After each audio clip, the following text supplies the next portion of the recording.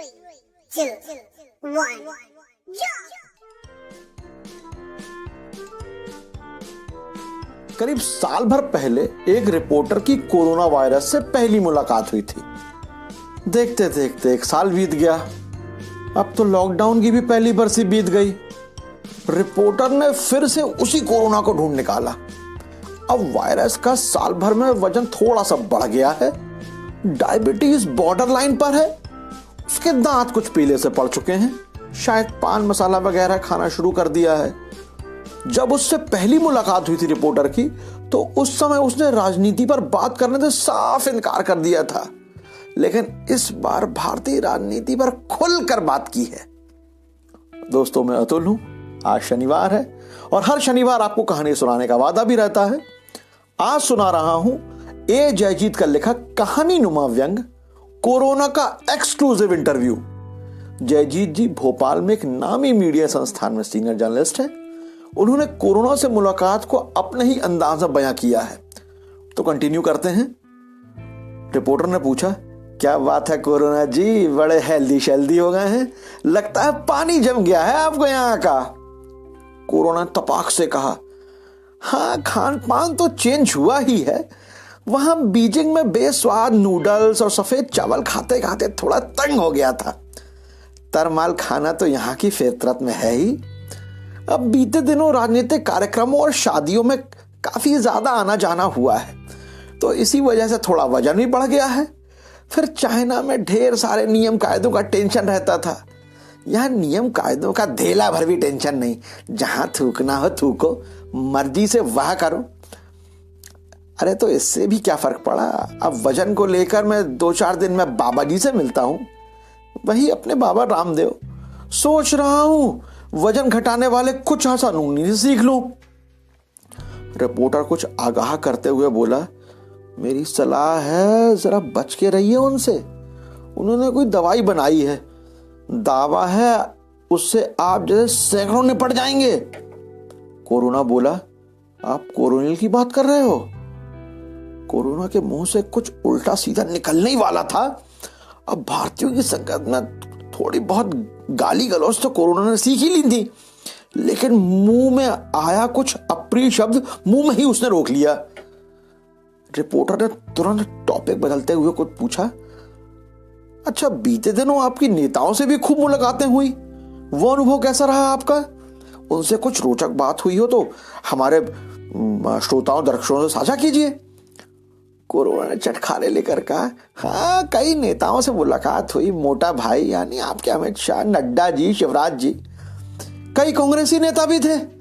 मैं जब शिवराज जी से मिला तो उन्होंने मुझसे मजाक में कहा भी, भाई कोरोना, हम नेताओं के गले मत पड़ो, हमारा कुछ नहीं होने वाला, हमको तो आपकी चिंता हो रही है। अरे बहुत ही मजेदार आदमी है, उसकी आवाज ही आपको सुना दी। अरे आपका मामू, अरे मामा जी।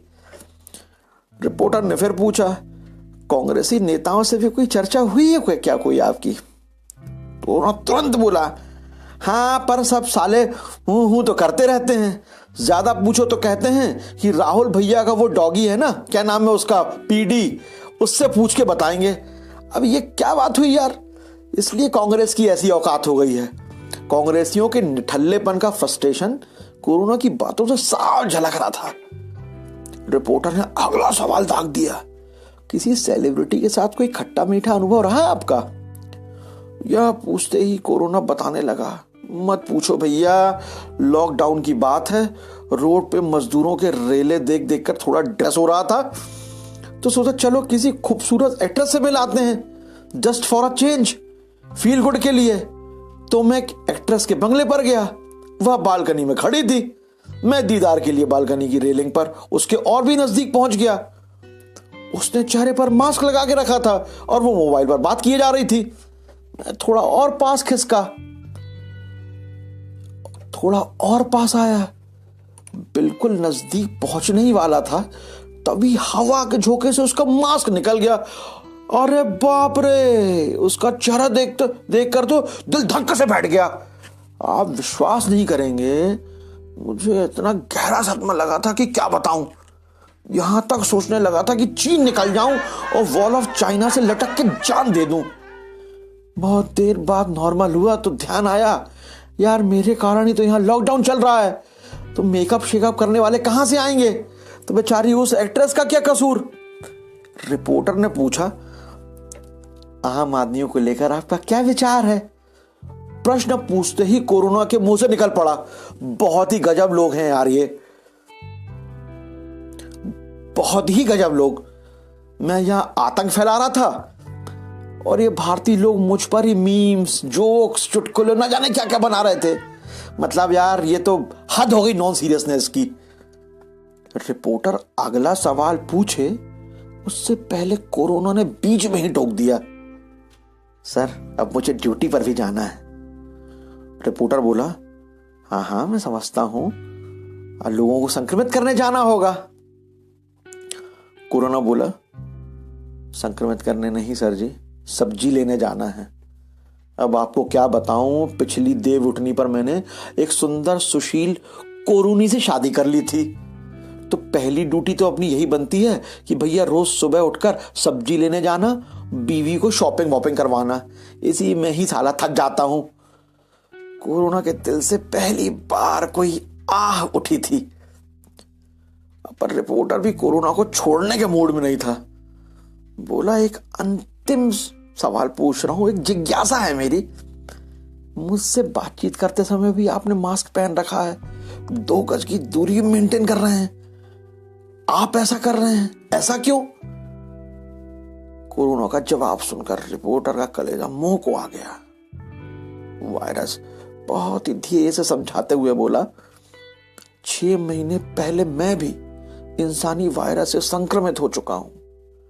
मुंह में गाली गलौज, दिल में बेईमानी, छुआछूत, भाई भतीजावाद, एक दूसरे के प्रति नफरत, ढोंग ढतूराबाज, बहुत सारी इंसानी चीजें आ गई हैं। मेरे डॉक्टर ने साफ चेतावनी दी है कि अगर मैं दोबारा इन सबसे संक्रमित हुआ तो फिर इंडियन पॉलिटिक्स में जाने के अलावा किसी काम का न रहूंगा, इसलिए हर दम मास्क लगा के रहता हूं। इजाजत दीजिए, अब चलता हूं। चाइना लौटने से पहले अगर इंसानी संक्रमण के दोबारा अटैक से बच सका तो फिर जरूर मिलूंगा। Bye bye. बस यही थी आज की कहानी, यही था आज का व्यंग। दोस्तों, इस गोले यानी हमारी धरती पर कोई भी बसने नहीं आया, कोई भी अपनी बस्ती बसाने नहीं आया। एक ना एक दिन सभी को यहां से बोरिया बिस्तर लेकर निकल जाना है, वो भी एकदम अकेले। यकीन मानिए, धरती पर मुसीबतों का आना कोई नई बात नहीं है। पहली बार इंसान यानी इस होमो सेपियंस ने जब नजर उठाई होगी ना, तो उसे भी मुसीबतों का पहाड़ ही दिखा होगा। क्या करे क्या ना करे, बस वक्त खड़ा रह गया होगा। उसने भी जीने के लिए जद्दोजहद की होगी। किसी तरह वो होमो सेपियंस की एक महान पीढ़ी यहां तक पहुंची होगी। आज यही होमो सेपियंस कहां से कहां तक पहुंच चुका है। आज के इस सेपियंस के पास सब कुछ है, सब कुछ, फिर भी वह खुश नहीं। खुशी से जीने की जगह न जाने कैसा डर समाया हुआ है। डर खत्म कर दीजिए, हर संक्रमण खुद ब खुद खत्म हो जाएगा। ज्यादा ज्ञान नहीं दूंगा। शनिवार शाम 6 बजे आनी के YouTube चैनल पर एक नई कहानी लेकर आऊंगा। तब तक स्वस्थ रहिए, खुश रहिए, अपनों के साथ रहिए और सुनते रहिए मुझे यानी अतुल को। जय हिंद।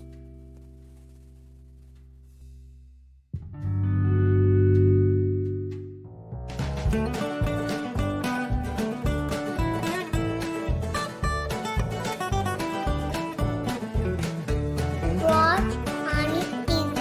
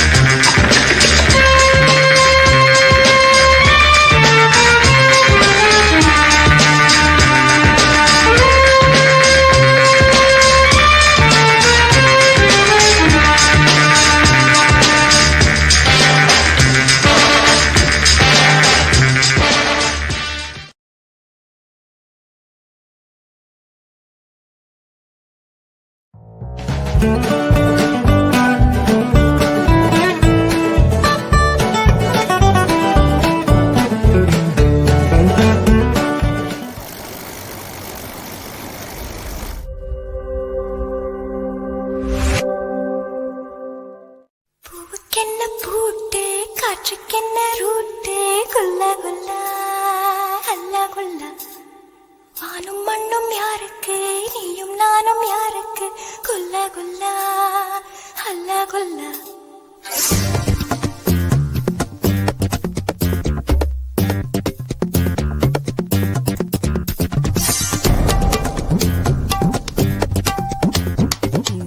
हमारे शहरों गांव में ऐसा भी सन्नाटा पसर जाएगा।